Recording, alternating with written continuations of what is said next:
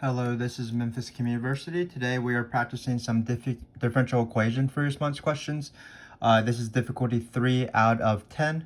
So if you're new to our channel, basically for every single free response question topic like differential equations, we have created practice free response questions that are based off old AP exams where we go from difficulty 1 through 10.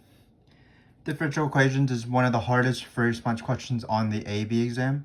It's usually the last one, and it does appear on BC exams as well, so it's definitely good to practice.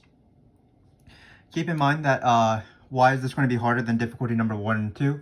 Well, for every single differential equation frick, if separate and integrate is on that free response question, which is always on that question for AB, maybe is on there for BC, that is by far the most important question. Differential equation free response questions are unbalanced in that the separate and integrate is more than half the free response question. Everything else comprises of less than half. So for example, when we do this tangent line stuff and find this stuff with overestimate and underestimate is not as important as the separate and integrate. Finally, we did practice some separate and integrate questions with in difficulty 1 and 2, but there's a second sort of type of separate and integrate questions in this free response question that we'll introduce in this video as well as the next video, difficulty number 4, and that's when you have ln of y's, where I like to do something a little bit different to make it a little bit easier for my students. But you sort of have to learn the process, so I'm going to try to explain the process when it comes up. So let's do this. Let's just go into the free response questions. First one says, use the line tangent to the graph of f at the point 2, 3 to approximate 2.0. So this is tan line approximation. Differential equation fricks, even if they are heavily favored, I guess, towards the separate and integrate, they still don't vary much in terms of what the College Board or the AP exam ask. On these free response questions, oftentimes you get tangent line questions like this one, slope field questions where you draw the dots. And then in BC, you might have Euler's method. So this is a very typical question. Let's just get through it. So we have tangent line here. So tangent line, again, usually you need a point and a slope. Point being in slope to construct the equation of the line. And then finally, the slope is the derivative because of the word tangent. So we have point here. The point is given, so that's always lovely. And then the slope is also given, so keep in mind we don't have to take the derivative here. The slope is the derivative, but the derivative is already provided. So in this case, hopefully you can tell, I kind of squeezed in a -3 here. So the slope is going to be this function right here, dy dx, equals -3 times x plus 2 times y. We are going to plug in 2, 3. 2 for x, 3 for y. So let's write that down with a vertical bar notation.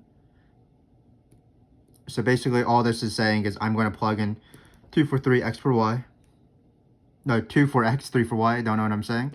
So it's going to be -3 times 4. And then it's going to be times another 3 at the end.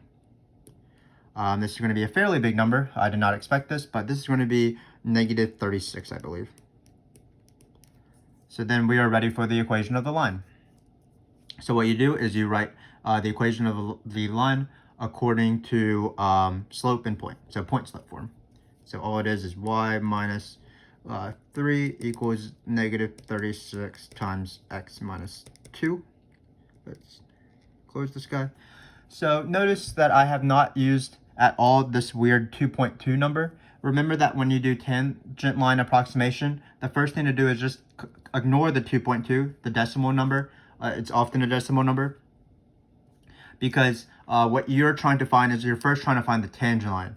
And then at the very end, you plug in 2.2. So when you see the words tangent line approximation, it's a two-step process. First, find the tangent line, and then at the very end, plug in 2.2. Which in this case is going to be a little bit annoying, but I think we should be fine. So it's going to be y minus 3 equals -36.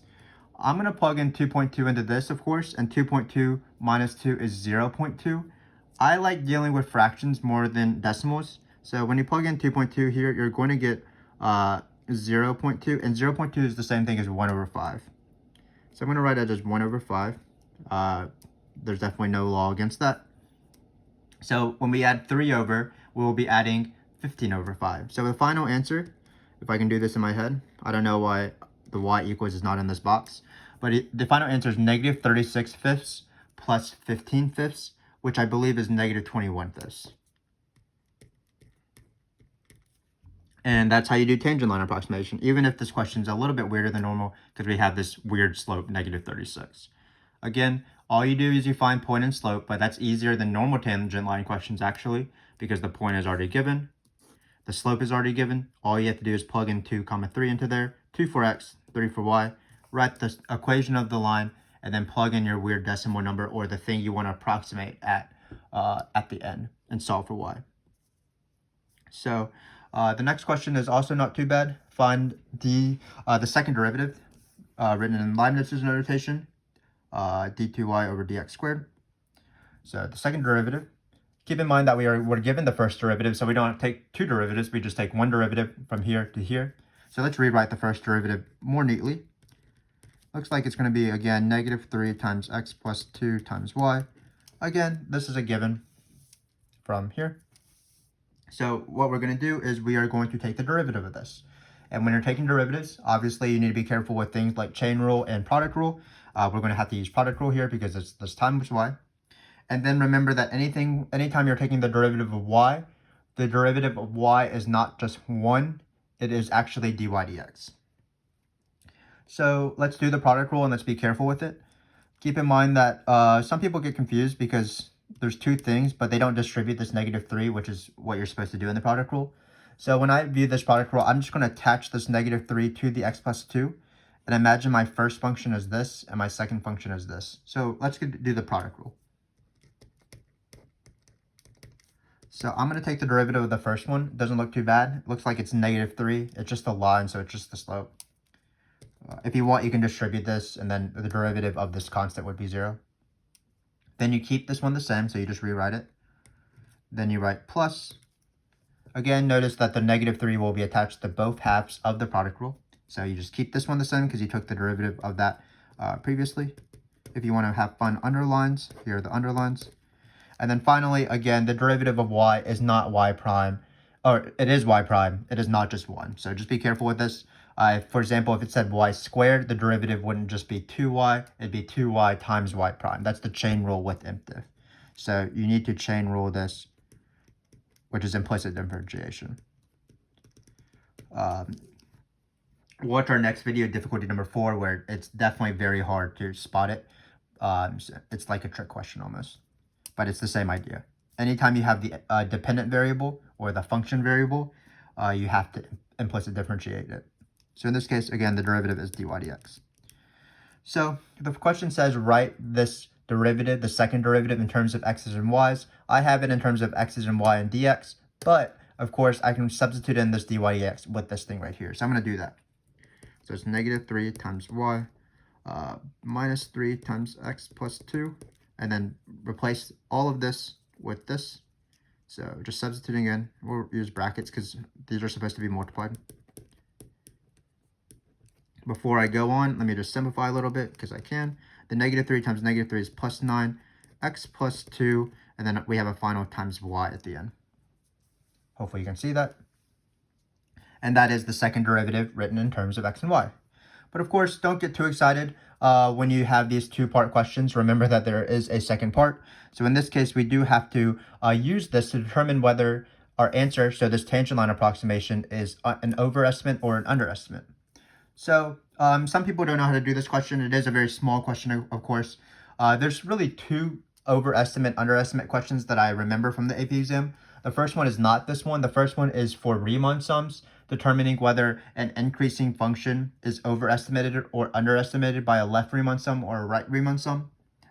In those questions, you just draw an increasing function and then just look at a left sum. So for example, an increasing function, so this is not relevant to this question, but an increasing function in a left sum is an underestimate.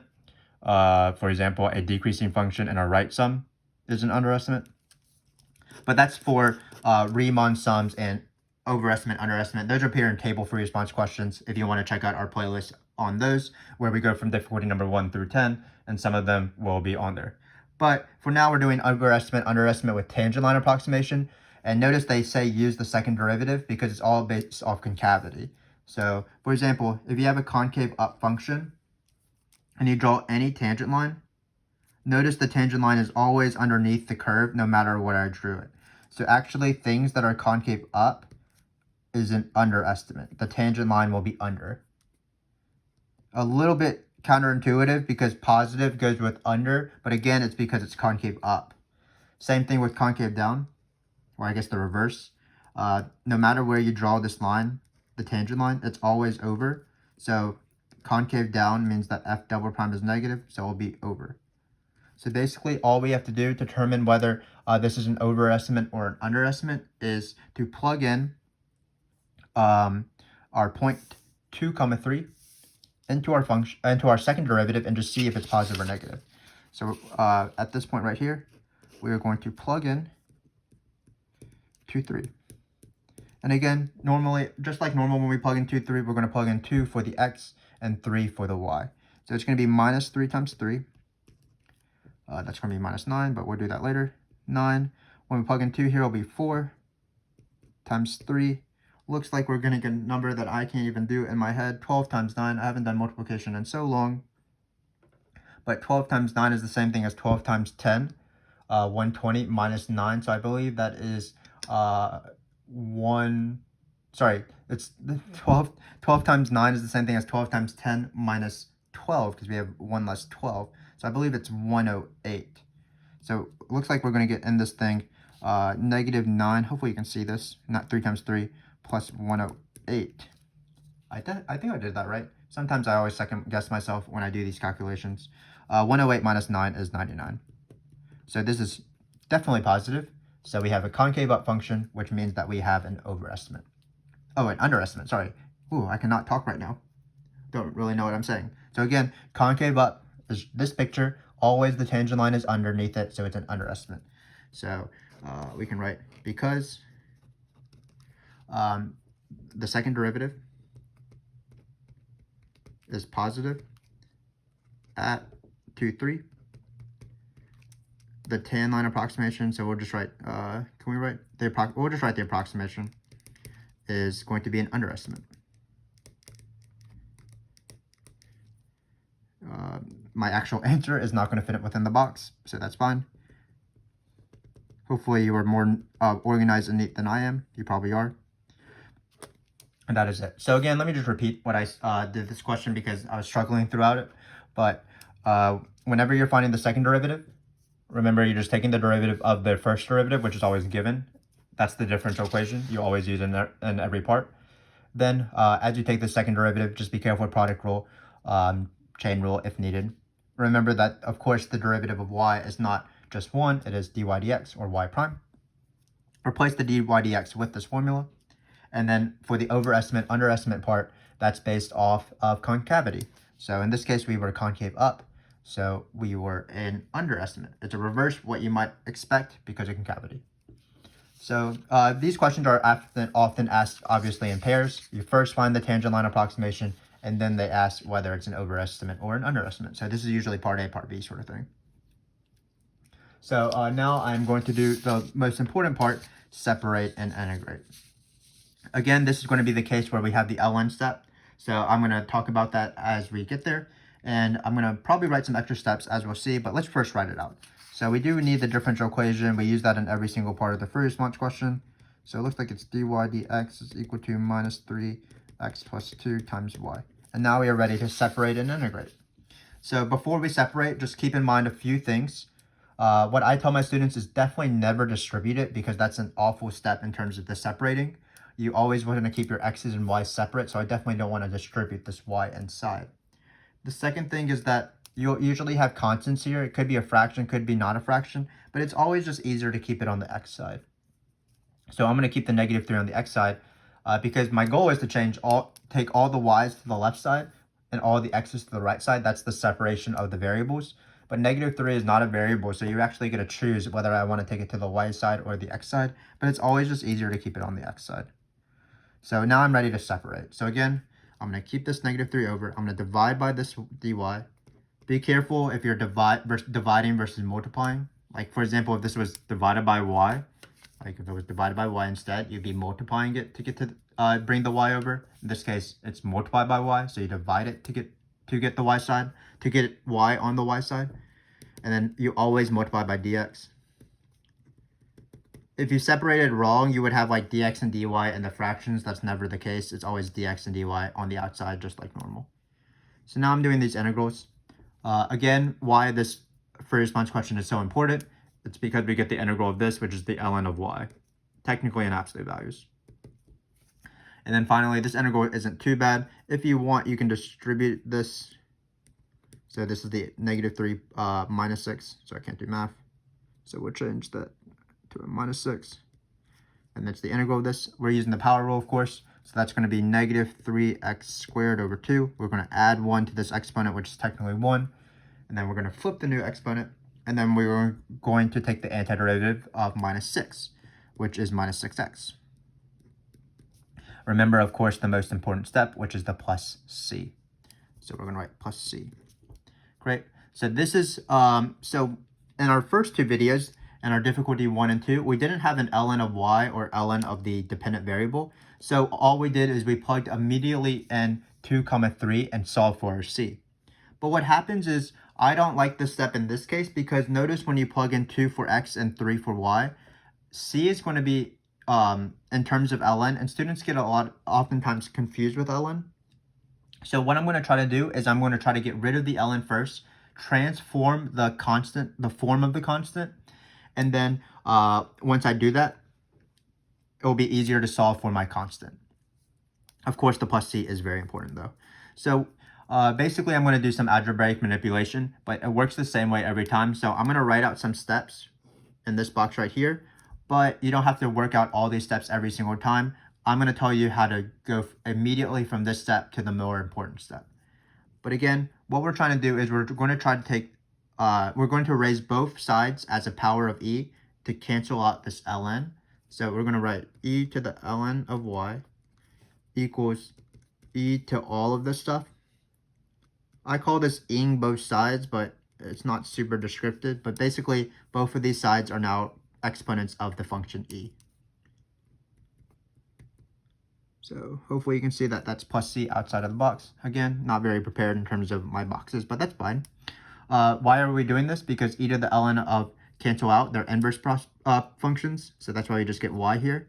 And then finally we get e to the -3x squared over 2 minus 6x plus c again. Then, because of an exponent rule, when you add exponents in a single exponent, that's the same thing as multiplying the same thing, multiplying exponents. Hopefully that made sense, but let me just write out the rule. Remember that a times b plus c is the same thing as a to the b times a to the c. This is a standardized test rule that you use a lot. So what I'm going to do is I'm going to write this as e to the -3x squared over 2 minus 6x times e to the c. I'm applying this rule right here to break up the exponent so that e to the c is on the outside of everything. Finally, absolute value just means that you just either take the positive or the negative of whatever you want. Positive if it's a positive number, negative if it's a negative number. So I can bring this over and write plus or minus. E to the c is a constant, so I can write that. And then I'm going to write this guy right here. So I'm just basically switching things around. So again, this is very complex, but hopefully this makes sense, because what I'm going to do is I'm going to change this entire thing. C is a constant, e to the c is a constant, plus or minus will be a constant. So I'm going to just, instead of writing this complicated form, I'm just going to change it to another constant. I usually use the letter a. So I usually change it to a capital letter A, and then we have e to this. So you might be thinking that this is very complex and you don't want to do this, but again, I think that this is the better way to do it. And you actually don't have to write all these steps out. I'm going to tell you how to sort of skip all these steps, but I wanted to show you what was going on behind the background. So basically what happens is, again, we have a constant that's getting added. We're going to transform that to a constant that's getting multiplied of an e function. So the rule is, we'll write it right here. When you have ln of something with y, and you have a function x plus c, to go from this step to this step immediately, what you do is you just write g of y, whatever was in the ln, not with the absolute value. And then you write a, this big A, e to the f of x. So again, you don't have to write all these steps. You can just skip from this step to this step. So let's apply this here.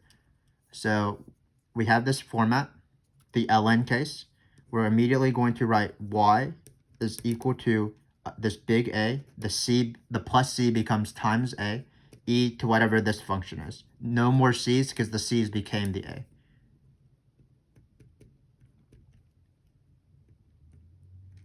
And notice that when we try to solve for a, it will be easier, and that's the entire point of this. So again, this is the more complicated separate and integrate step. What you do, this is the ln way, where when you get ln of something, isolate the ln, and then you can transform it to this guy right here automatically. And notice that when we solve for this a instead, it's going to be a little bit easier because we won't have any ln's, and ln's cause a lot of trouble, of course. They are troublemakers. So this is the way that it goes.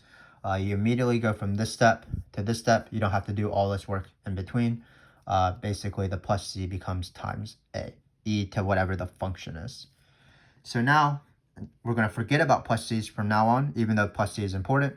It is the constant of integration, but it's just got absorbed into this a along with the absolute value and some stuff like that. So all we're going to do now is we're going to plug in 2, 3 into this function right here. 2, 3 is not the most pleasant number still, but whatever. So we get 3 is equal to a. We're solving for a. In the non-ln case, when you don't have ln's, we immediately solve for c. And in this case, we change the plus c to an a and solve for a instead, because again, solving for a is easier. So looks like it's going to be a little bit complicated when we plug in 2 here. When we plug in 2, it'll be 4 over 2. 4 over 2 is 2, so we'll get minus 6 minus 12, I believe, because it's 6 times 2. So minus 6 minus 12, which is negative 18, which is kind of weird, but whatever. Remember that negative exponents are the same thing as writing it as a fraction. So we have a is equal to 3e to the 18th, whatever it is. I don't really care that it's this weird number. This is the answer. And then finally, to solve it for it, what you have to do is replace your a with this number we found and then isolate y, but y is already isolated. In some cases, for example, in our next video, you'll see that there will be an additional step to isolate y. But in this case, all we have to do is plug in. And this is the ln way.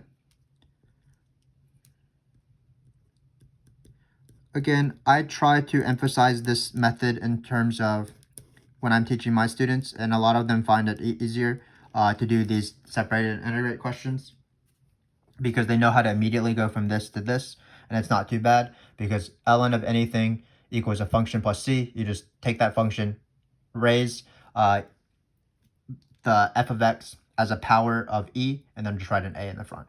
And then solve for a, forget about the plus c. So this is how you separate and integrate. You first separate very slowly. If you integrate and you get ln of y, that's this case. Still remember the plus c as you take the integrals, but then you immediately change the plus c into an a. Because it's times a as opposed to plus a constant. And then when you have this a, you just plug in 2, 3, just like normal, and you solve. So the last question should be a little bit faster because it involves the answer in part C. So basically what we're doing is we're taking the limit as x goes to infinity of this thing right here. So let's just finish this off. When we plug this in, we're going to replace it with our function. So this is like a little added bonus, I guess, the cherry on top of this free response question where it would only be worth 1 point. But again, this process right here would be worth 5 times as much. Basically, it's just like they can't ask another question, so they just randomly throw in this question right here, this limit question. So don't be too intimidated by this limit question, basically. So this is a limit involving infinity. We have videos on limits involving infinity, but notice when you plug in infinity here, you basically get e to the negative infinity. It doesn't really mean anything to actually plug in infinity because infinity is a concept, not a number. So I'm going to write it as 3 times e to the 18 times e to the negative infinity. But what I mean here is just I'm going to take e and I'm going to raise it to a huge negative number, and I'm going to keep making the negative number as far away from the origin as possible, and just keep going and keep going and keep going and see what the number approaches. So in this case, when you do that, I like to write it as 1 over e to the infinity because that's a negative exponent rule.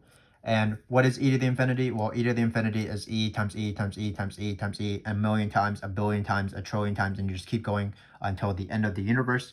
So as you do that, you're going to get bigger and bigger and bigger and bigger and bigger numbers that are unbounded on the denominator here. So again, none of this notation really means anything, but I just like to use it because it helps me think about what is going on, even if it's not super precise. So you will get 1 over infinity, and then if you split 1 candy bar amongst a billion people, amongst a trillion people, amongst the number of stars in the galaxy or whatever, nobody gets everybody's piece becomes minutely small until it's basically nothing. So as the number is unbounded and gets bigger and bigger in the denominator, when you do 1 over that, that's going to be 0. Hopefully that makes sense. Again, it's not the most important question. Finally, of course, we get 0. Even if e to the 18th is a big number, it is nothing compared to 0. And that is this free response question. A fairly typical free response question. Let me just highlight the what we did here. The first two parts sort of went together. It was point of the tangent line approximation. So remember, you find point and slope. Those were actually given. Find the slope, construct the line, plug in the weird number, the decimal number usually, when you want to actually approximate it at the end once you have the equation of the line, solve for y. Then we found the second derivative, which would require product rule, but the most important thing is to remember to implicitly differentiate anything with a y. So for example, the derivative of sine of y would have been cosine of y times y prime. Once we found the second derivative in terms of x and y by replacing the first derivative into dy dx, what we did is we determined whether this tangent line approximation from part A was a overestimate or an underestimate. In order to do that, that's based off concavity. So we plugged in our point 2, 3 into our second derivative that we found. And just keep in mind, it's opposite of what you might expect. Concave up, the second derivative being positive, is an underestimate. So in this case, it's an underestimate because of concave up. But none of this pales in comparison in regards to importance to part C, the separate and integrate. So what we did is we separated first. We didn't distribute. We kept the -3 on the x side. We took the integrals. Neither of these integrals required u subs, but just be careful on the AB exam and on the BC exam. Sometimes the integrals do require u subs. In this case, we got ln of y, and then we took the integral of this with the power rule. And then we had the ln of y case. So the ln of y case, what you do is you're trying to get rid of the ln because ln's are stupid and annoying. And in order to do that, you use the exponential function because those are inverse functions. And when that happens, the plus c gets absorbed into an exponent. So you can take it out, and then you can transform the constant to be an easier form, just an a. So how it works, again, is the ln of something with y equals f of x plus c. Then and then immediately in the next line, you can write whatever was in the ln absolute value equals a e to that function. These are the steps that show that it works. But when students take my test, they skip all these steps, of course. They go from here straight to this step right here. And why are we doing all of this? Well, it's so much easier to solve for A than it will be to solve for C, because C involves ln's. So that's why I like to plug in 2 and 3 immediately. Solve this guy out. Once you find the A, replace the A with that constant, and then isolate y. And here it was already isolated. Finally, we had this weird limit question, whatever. We went to limit as x goes to infinity. We remember that e to the negative infinity is the same thing as 1 over e to the infinity, which is the same thing as 1 over infinity, which is 0. So in this case, the limit was 0. Again, this question was sort of an attached part to the part C, which is by far more important. So hopefully you found all of this useful. Again, differential equation freaks probably appear on 85 to 90% of AB exams, where it's usually the last question, and I like it actually because I know how to separate and integrate, because I practice a bunch in terms of separating and integrating. I'm confident that if you practice as well with me, you'll become better than me. So just keep practicing these separate and integrate questions, and you'll enjoy it on the AP exam, if you can enjoy anything on the AP exam, because it's like, oh, I'm doing all this stuff right. It's worth 5 points. This is a huge chunk of the AP exam. But I would encourage you to continue watching our video series, because we will certainly be emphasizing separate and integrate on each question if it does appear on each question. So for example, in the next video, we will practice another ln way, where we go from this step all the way to this step in one go. And we won't have y's and x's, so sometimes some students get a little bit confused about that. So please check that out. I will hopefully see you then. So thanks again for watching.